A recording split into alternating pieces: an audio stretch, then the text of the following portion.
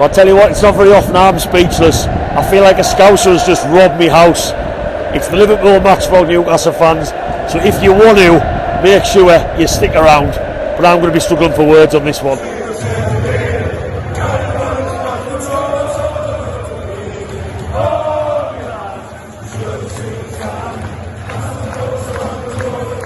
Welcome back to Black and White Banter, you lovely Newcastle fans. It's here, it's match day number 2, and they don't come much bigger and normally more entertaining than Liverpool at home. Lots of classic games over the years, as I mentioned on my match preview. Barnes, Rush, Barnes, still John Barnes, call him up. We know how it goes.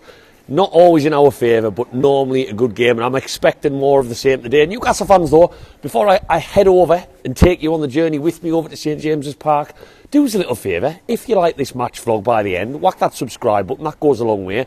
They are on the up, and just give us a little like you do. Even if you were supposed to be watching an Arsenal match vlog, a Man City match vlog, an Accrington Stanley match vlog, you can still whack that like button now before you disappear from my face and my voice. That would go a long way. So, I'm just leaving the house, bit of a spring in my step, as I always do on a match day, bit of music in the shower, bit of a dance, you know how it goes.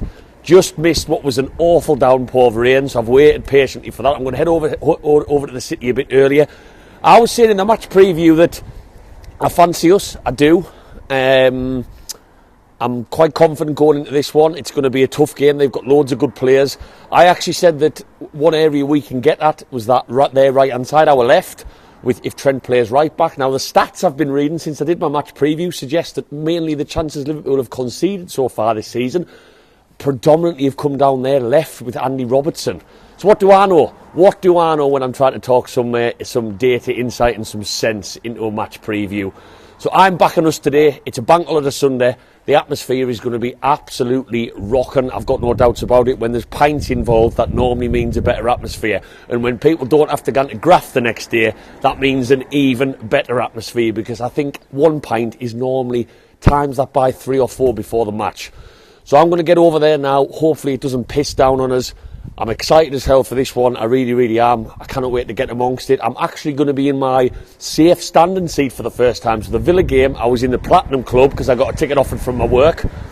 So that was somewhere a little bit different. So I haven't actually been in safe standing. It's not going to be much different apart from a rail, but it's going to be good to see the people I sit with and get back in the strawberry corner where the only atmosphere in St James's Park worth any salt is there. So let's get over now. Bring it on. Bank holiday Sunday match day at Liverpool at home. However, lads, just landed in Latoon. Team news is out. He's gone completely unchanged from the first 2 matches. So I didn't really expect many changes to go in for this one. I think we kind of knew Joe Linton was fit from what Eddie Howe said in his press conference before. I would have liked to have seen Eddie Howe maybe mix things up in the final third with regards to Almiron. That was just a personal choice. I didn't expect Hall to come in to start this one. I don't think Dan Burn has done anything wrong in the first 2 matches for him to come out. Liverpool are very attacking, which surprises me a little bit. Jurgen Klopp has not thrown any caution to the wind against this Newcastle team. He's got Szoboszlai, Gakpo, Salah, Diaz, you name it. There is not much defensive work in their midfield there at all. And I think we can exploit that, fingers crossed. And I really, really hope this Liverpool team plays a high line. I've just landed in Newcastle, as I said, so I'm going to get up to St James's Park now. I've got just enough time. Captain late over here. I've got just enough time to sink a beer before I get into the stadium.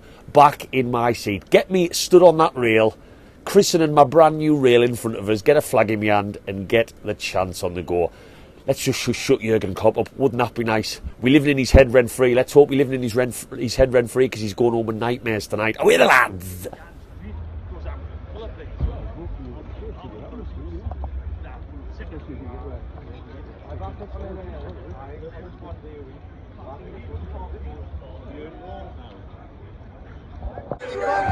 I'm not sure how many ticket touts this digital ticketing's stopping, but my God, this is an absolute farce. It wasn't broken before, so don't fix it. Look at these queues, man.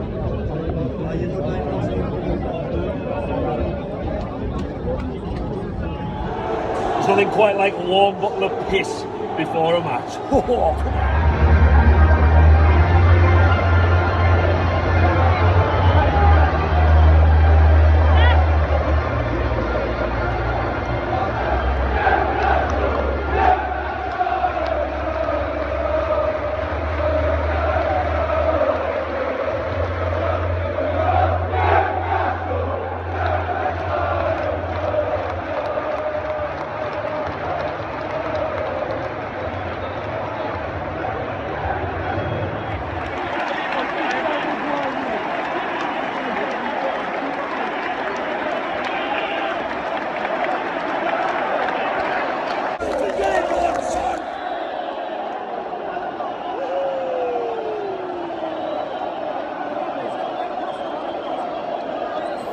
Half time, well, we couldn't have asked for better than that, could we? I'll drink to that.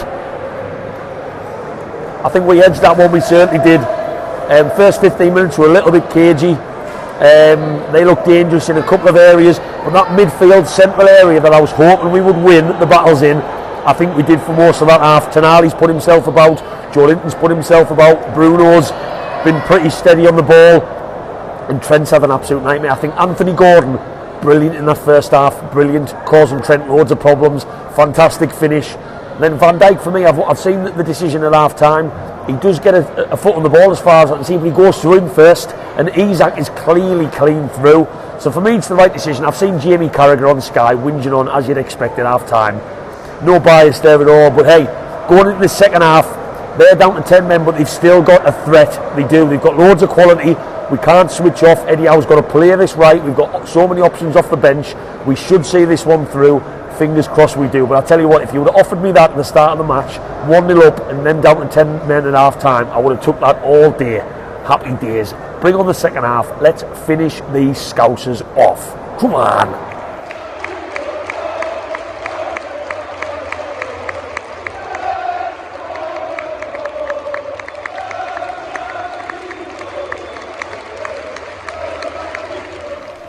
Right, I'm just joined by Martin outside the stadium, just waiting for things to die down a little bit. I'm still a little bit speechless. I think Martin probably feels a little bit same, so this might be a little bit difficult. Yeah. Firstly, try and sum that up for us, Martin.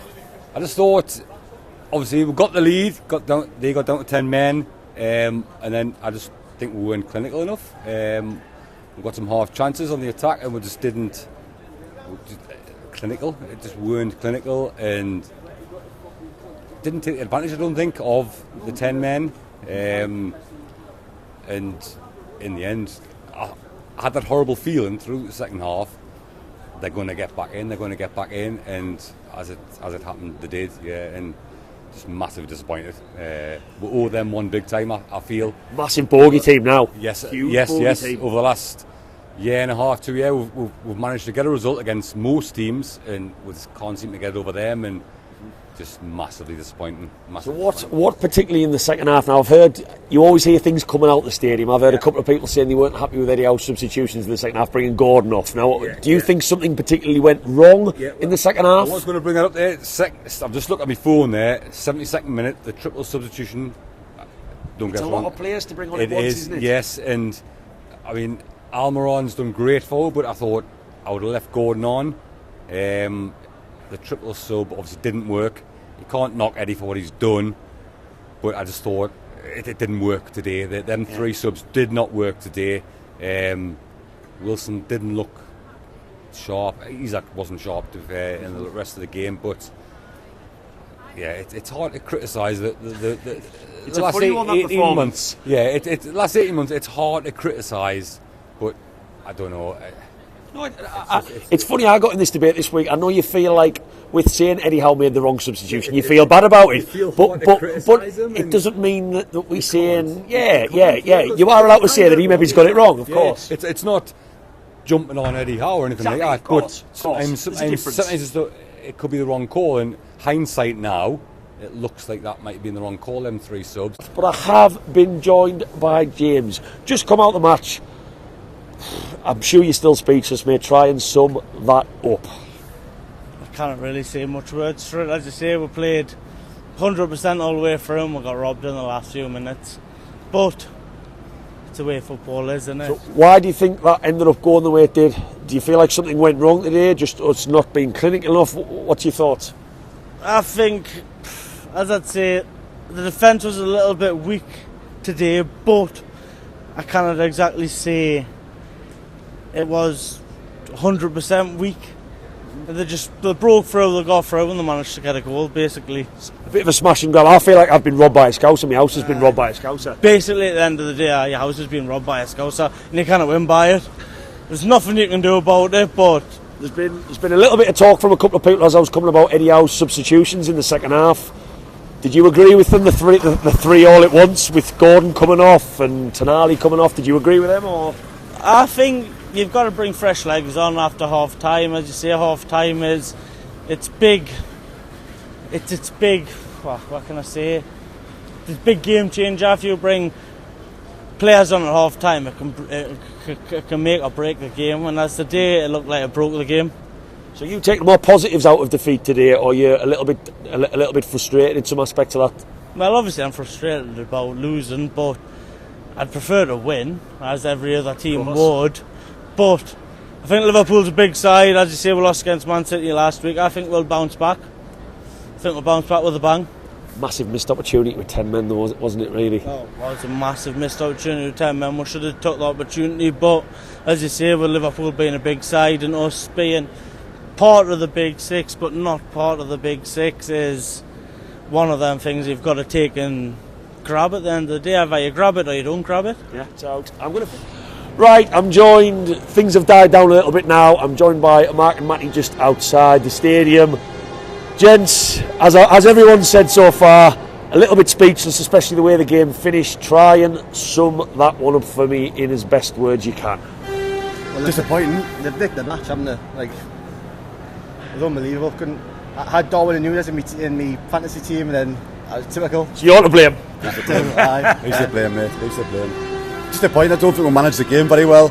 From going 1-0 up, I don't know. Is playing 10 men a little bit tricky? I know it's a funny one, tricky. isn't it? It's always tricky, I think, because they seem like you get an extra 10% out of their players, and I don't know if they sat back, give them too much respect, but it was, I don't know, disappointing. Very disappointing. And lots of talk about Eddie Howe's substitutions in the second half.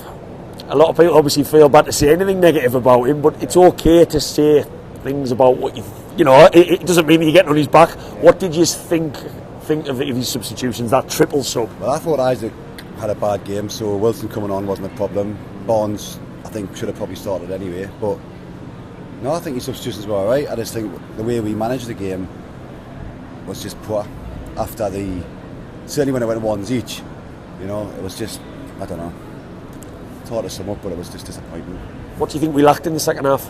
Apart from that game management, what do you think we lacked on the pitch? No creativity. It seemed to be toothless when it comes to sort of trying to create something. Yeah.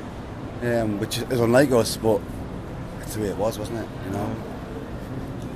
And sort of on the back of that, more positives, because for me it was a little bit like the Man City performance with regards to there was positives in defeat.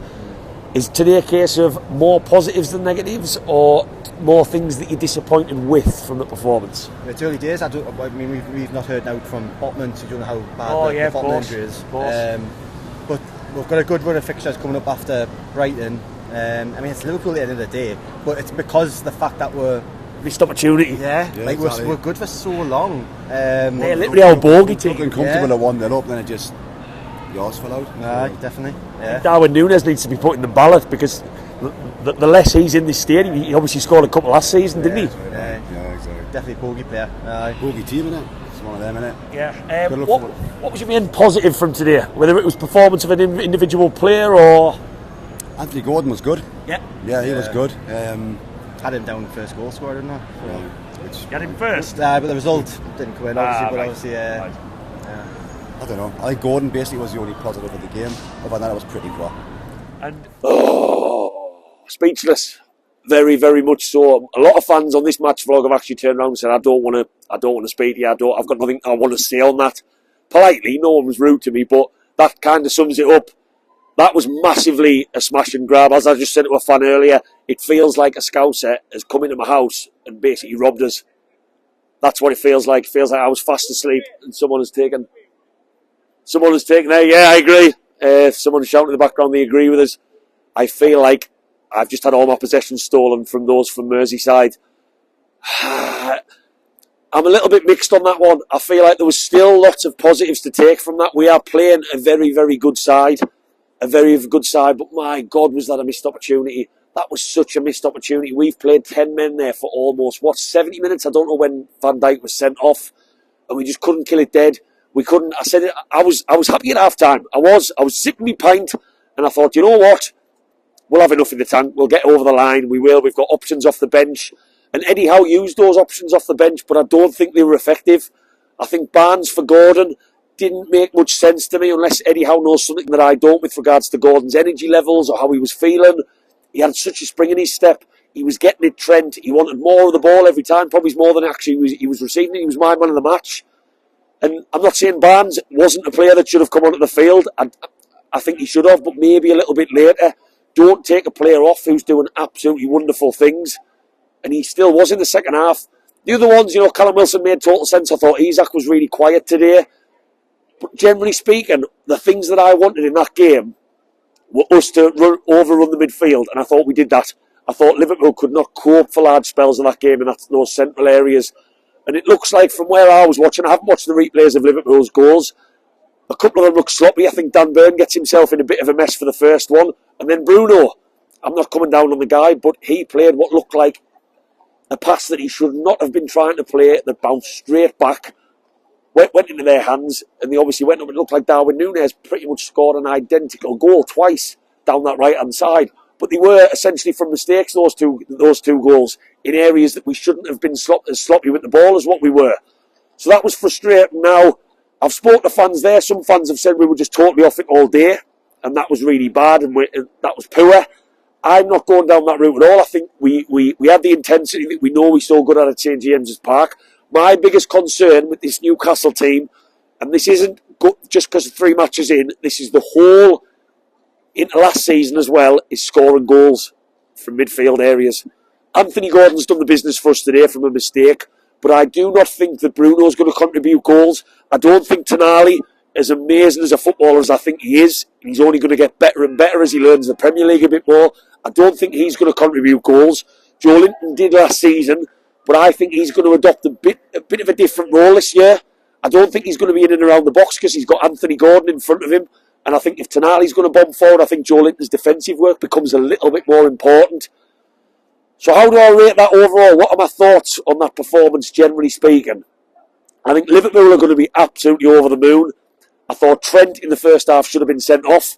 I've seen it back at half time. There is no way that is not a yellow card if he hadn't have already been booked first. The referee has bottled, given 2 quick yellows in such a high-profile game, in my opinion. I thought we were good in midfield. I thought Gordon, so much good about him. I thought Almiron, I didn't want him in the starting lineup today. Almiron was a lot better. Really dangerous in areas, so long may that continue. I love to be proved wrong, I really, really do. Isak has been quiet now for a couple of matches, so he maybe needs to step it up. The Scousers I spoke to before this were really fearing him. But again, a lot of positives going into the next match. I think defensively we are generally pretty sound. Fingers crossed Sven Botman's injury isn't bad. Couple of mistakes in the last 15 minutes, but we just didn't have it in us to kill the game today. And I think Eddie Howe will be ruined. Not only ruin how things set up in that second half, but just maybe ruin that his substitutions weren't as effective as what he would have hoped. That maybe decision making wasn't as good in that second half. But I'm disappointed. There's not very many opportunities you get against the Liverpool team that you're on the front foot against, who were down to 10 men so early in a match, for us to lose the way we did. Was there a bit of misfortune in there? Yes, I would have to see the goals back to confirm that. Am I still confident for Brighton on Saturday? Of course I am. They had a very shock result against West Ham. 3 matches in, 2 losses and a win isn't ideal, but we are seeing steps in the right direction. And do not forget, Newcastle fans, we are playing Liverpool, who've signed McAllister, they've signed Szoboszlai. It's not a bad team at all. It's just really frustrating that we did not see that out. And I tell you what, we should have seen that out. And I'm going to say the same thing as the Man City game. We are better than that. We were great with the ball at times. Our passing was pretty solid in areas of that game. We were on the front foot for large parts of it, but we just struggled to play against 10 men there and struggled to be ruthless. And that's my biggest concern coming away from that. But I'm going to stay positive. We've got a Champions League draw to look forward to on Thursday. But I'll tell you what, Darwin Nunez, he should be put in the ballot for tickets moving forward to get inside St James's Park, because he is getting a habit of scoring here, and he's turning Liverpool in what was already our bogey team.